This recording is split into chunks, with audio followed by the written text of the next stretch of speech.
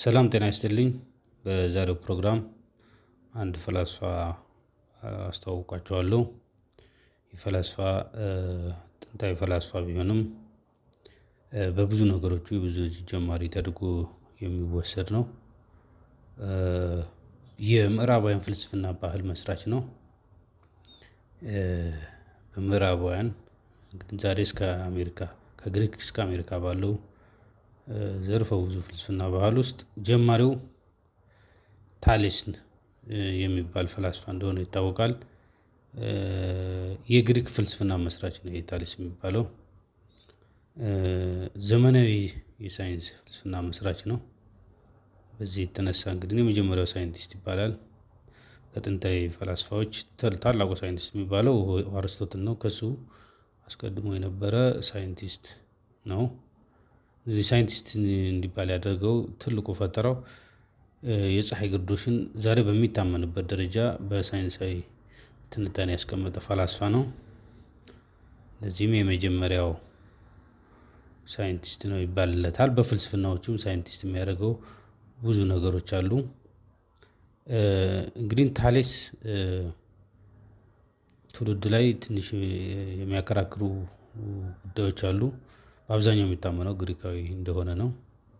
ግን አንዳንዶች ከፊኒቄ ወደ ግሪክ በስደት የሄደው ይላሉ። የባህር አሳሽ የነበረ ሰው ነው።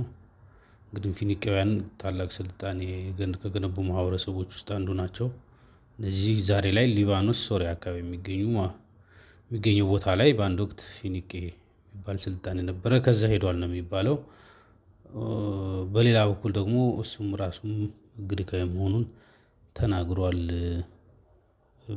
የግሪክ ተወላጅ ነው የሚሉ አሉ። ዞሮ ዞሮ ይሄ ክርክር ብዙ ለኛ የሚጠቅም አይደለም። ስለዚህ ዋናው እንግዲህ የሚታወቅበት በግሪካዊ እንደሆነ ነው። ታሌስ እንግዲህ ፍልስፍና የጀመረው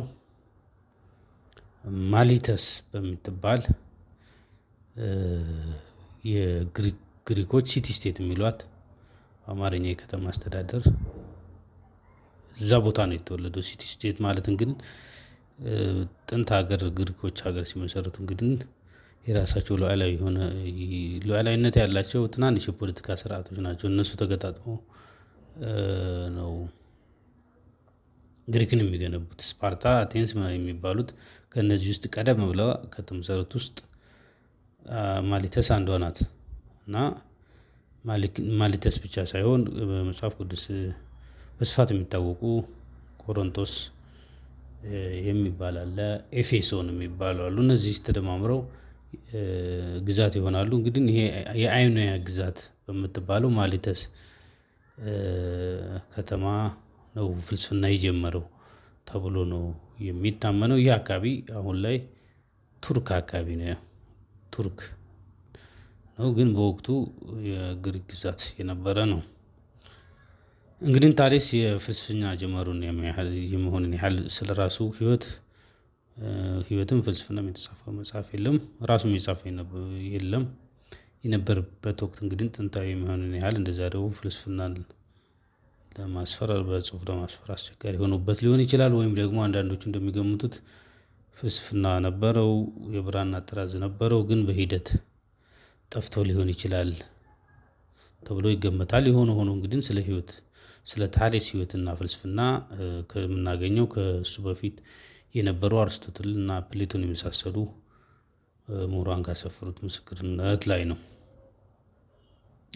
በጣም ከሚታወቁለት ታሪኮች እንግዲህ በጣም አስገራሚ ታሪኮች ያሉት ጥንታዊ ፈላስፋ ነው። ታሌስ በአስገራሚ ወጣ ያለ ታሪኮች መካከል አንደኛው ድሃ ፈላስፋ እንደነበረ፣ በድህነቱም ብዙ ሰው ይስቅበት የነበረ ፈላስፋ ነው። ድሃ ፈላስፋ ቢሆንም ግን ድህነቱን ያመለጠው በራሱ ፍልስፍና ያገኘውን እውቀት ተጠቅሞ እንደሆነ ይነገራል። በተለይ አርስቶትልና ፕሌቶ እንደዛ የሚል ምስክርነት ሰጥተውናል። ለዚህ ደግሞ በፍልስፍና ጥናቱ የወራት መፈራረቅን ያጠና ስለነበረ የወይን ምርት በስፋት የሚገኝበትን በእኛ እንግዲህ የበልግ የምርት ወቅት የምንለውን ያውቅ ነበረ ከጥናቱ በፍልስፍና ጥናቱ ማለት ነው። እንግዲህ ከሌሎች አርሶ አደሮች ነው አርሶ አደር ነው እሱም ተደርጎ ነው የሚታሰበው።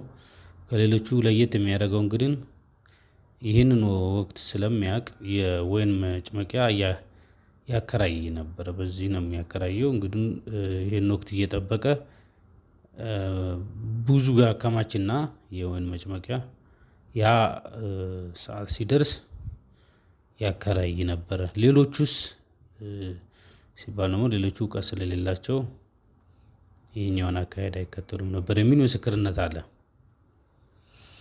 እና ሌሎቹ አርሶ አደሮች እንደውም ከእሱ መጥተው ይከራዩ እንደነበረ እና በዚህም ዳጎስ ያለ ገንዘብን ያገኝ እንደነበረ ይነገራል። በዚህም ፍልስፍና ጥቅም እንዳለው በድህነቱ ለሚሳለቁበት የአካባቢው ነዋሪዎች ይነግራቸው እንደነበረ አርስቶትልም ሌሎቹም ይመሰክራሉ። በሌላ ታሪኩ እንግዲህ አስገራሚ የአስትሮኖሚ ምርምር የሚያደርግ ሰው ስለነበረ ግንብ ላይ ወጥቶ ነው በብዛት ምርምር የሚያደርገው እና ከግንብ ላይ እንደወደቀ የሚነገር ታሪክ አለው።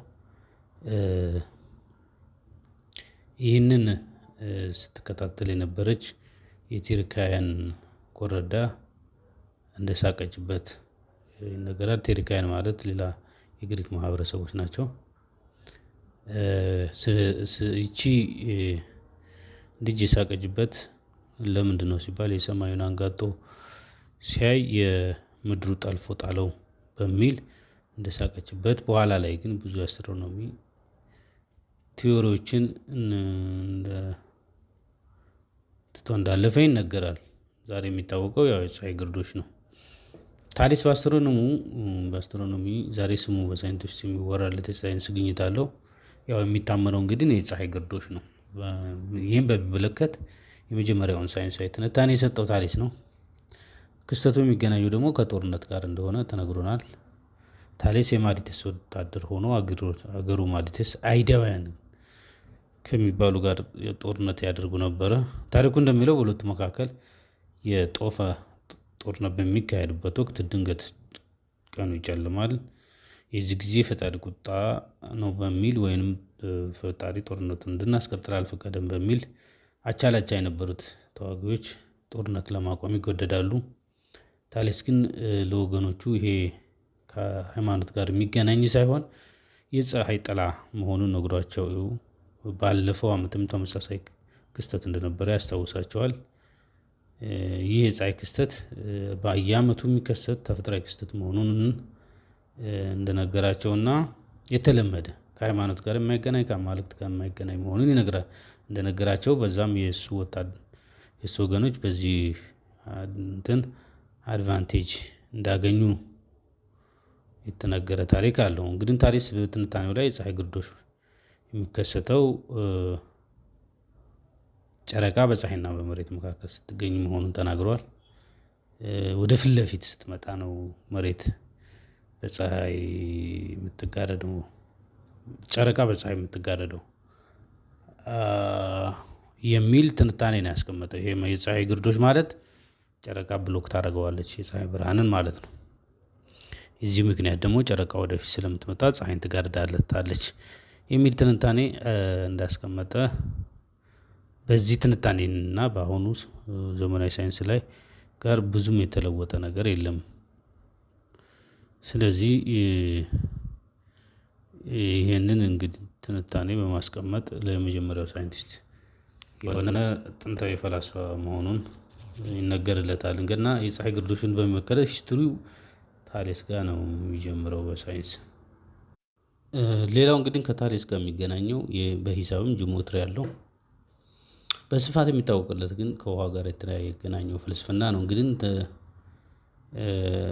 በጣም በፍልስፍናው ዓለም የሚታወቀው በዚህ ፍልስፍና ነው። ለታሊስና በወቅቱ ለነበሩ ፈላስፎች ወሳኝ ጥያቄ የነበረው እንግዲህ ምንድነው?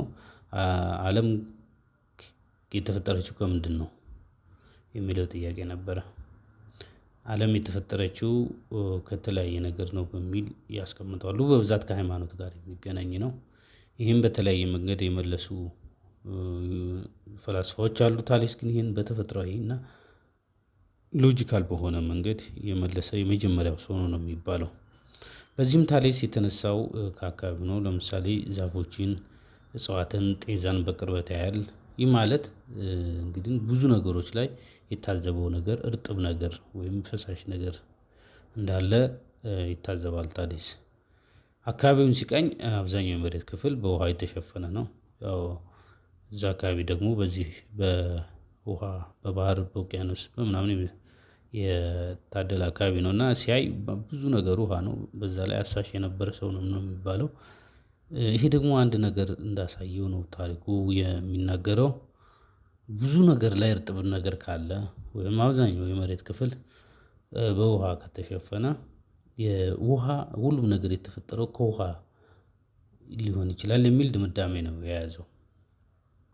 እንግዲህ ብዙ ነገር ላይ ውሃ ካለ እነዚህ ብዙ ነገሮች የተገኙት ከጋራ ባህሪያቸው ከሆነው ከዚህ ከውሃ ነው ማለት ነው ወደሚል ነው እንትን ያለው። ስለዚህ ለታሌስ ሁሉም ነገር የተፈጠረው ከውሃ ነው የሚል ፍልስፍና ይዞ ነው የመጣው። ይህ እንግዲህ ለየት ያለ ነው። ድሮ ከአማልክት ጋር ይገናኝ ስለነበረ አለም የተፈጠረችው ከውሃ ነው ማለት ለብዙዎች አዲስ ተደርጎ ነበር የተወሰደው።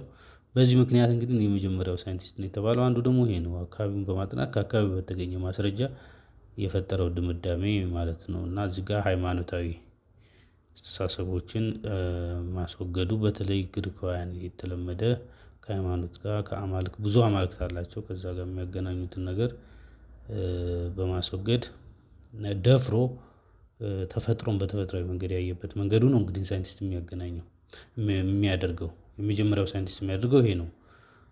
ከውሃ ጋር በተገናኘ ታሪስ የሰጧቸው ሌላ ሀሳብ አለው። እንግዲህ ሰዎች መሬት ላይ ሲሄዱ ይታያል ብዙ እቃዎች ምናምኖች መሬት ላይ እንዳሉ ይታወቃል። መሬት ራሷ ደግሞ ምን ላይ እንዳለች ግን ብዙ ሰው በዛን ዘመን አያውቅም። እና ጥያቄ ነበር ይሄ ራሱን ችሎ። እኔ መሬት ላይ ከቆምኩኝ መሬት ምን ላይ ነው ያለችው የሚለው ጥያቄ አንዱ አንገብጋቢ ጥያቄ ተደርጎ የሚታይ ነበርና ለዚህ የሰጠው ምላሽ እንግዲህ መሬት ራሷ ያለችው ውሃ ላይ ነው በሚል ነው የመለሰው። ለዚህ የተጠቀመው በተመሳሳይ ዛሬ የፊዚክስ ሳይንቲስቶች እንደሚያደርጉት ከአካባቢው የተገኘውን ማስረጃ ነው የተጠቀመው። ብዙ ጊዜ መርከቦች በውሃ ላይ ሲንሳፈፉ ያያል። መርከብ ብቻ ሳይሆን እንጨት፣ ቅጠላ ቅጠሎች ከትናንሽ ጀምሮ ውሃ ላይ የሚንሳፈፉ ብዙ ነገሮች እንዳሉ ነው የተረዳው ታሌስ። ስለዚህ ውሃ እነዚህን ነገሮች የሚያንሳፍፍ ከሆነ መሬትንም ያንሳፍፋል ማለት ነው ወደሚል ድምዳሜ ነው እንትን ያለው የወሰደው። ስለዚህ ከውሃ ፍልስፍናዎቹ አንዱ መሬት ያረፈችው ውሃ ላይ ነው የሚል ፍልስፍናው ነው። ታሌስ እንግዲህ በእርግጥ ዛሬ ላይ ሁሉም ነገር የተፈጠረው ከውሃ ነው የሚል ቲዎሪ ስህተት ሊሆን ይችላል። ነገር ግን ታሌስ እንዲደነቅ ያደረገው ምንድነው ከተባለ የፈጠረው የጥቅል ድምዳሜ ነው። ይኸውም አንድን ነገር በማየት ያ ነገር ላይ የታየ ብዙ ነገሮች ላይ አሉ የሚባሉ ሎጂካል የተባለውም በእንግሊዘኛው ጀነራላይዜሽን ይባላል አንዱ የሎጂክ አይነት ነው። ይህ የተጀመረው በታሌስ ነው ማለት ይቻላል። ይሄውም ይህ ነገር እንደዚህ ከሆነ የዚህ አይነት ነገሮች በሙሉ እንደዚህ ናቸው በሚል የሚገነባ ድምዳሜ ነው። ይሄ ጀነራላይዜሽን ማለት የሰው ልጅ አእምሮ የተወሰነ ደረጃ መድረስን የሚያሳይ ነው። አብስትራክት ድምዳሜ መፍጠር ማለት ነው። ከአካባቢ ማስረጃዎች ትንታኔዎች በመሰረት በማድረግ ጥቅል ድምዳሜ መፍጠር ይሄ በወቅቱ በዛን ዘመን የተለመደ ስላልነበረ አስደናቂ ፈጠራ ተደርጎ ነው የሚወሰደው። ይሄ አይነት ሎጂክ ማለት ነው። ሌላው የሚነገርለት እንግዲህ ታሌስ የሚነገርለት ሌላው ፍልስፍናው ከማግኘት ጋር የተገናኘው ሃይማኖታዊ ፍልስፍና ነው። ሃይማኖታዊ የሚመስል ነው። እንግዲህ ሁለት ነገሮች እየሞከረ እንደነበረ አንዱ ማግኘት ሁለቱ ብረት ስለዚህ ብረቱ በማግኔቱ ሲሳብ ያስተዋለው ታሌስ ብረቱን የሳበው ነገር ምንድነው ብሎ የመጣለት ነፍስ የሚል ነፍስ ደግሞ መለኮታዊ ሀይል እንደሆነ ይገመታል። ስለዚህ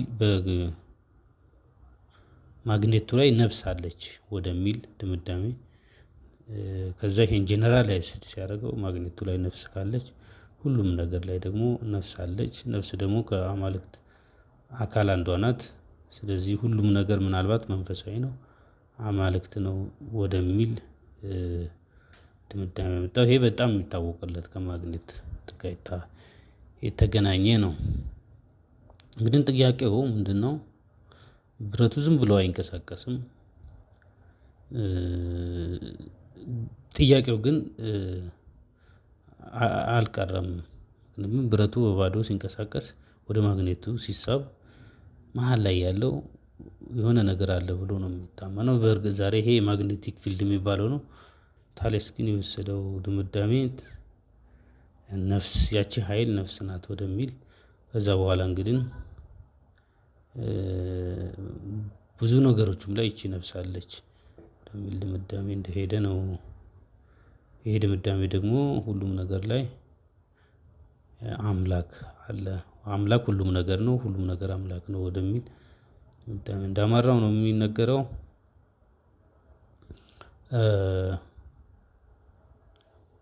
ይሄ የአይነት ፍልስፍና አንዳንዴ ፓንቲዝም የሚመስል ተፈጥሮ ራሷ አምላክ ናት የሚል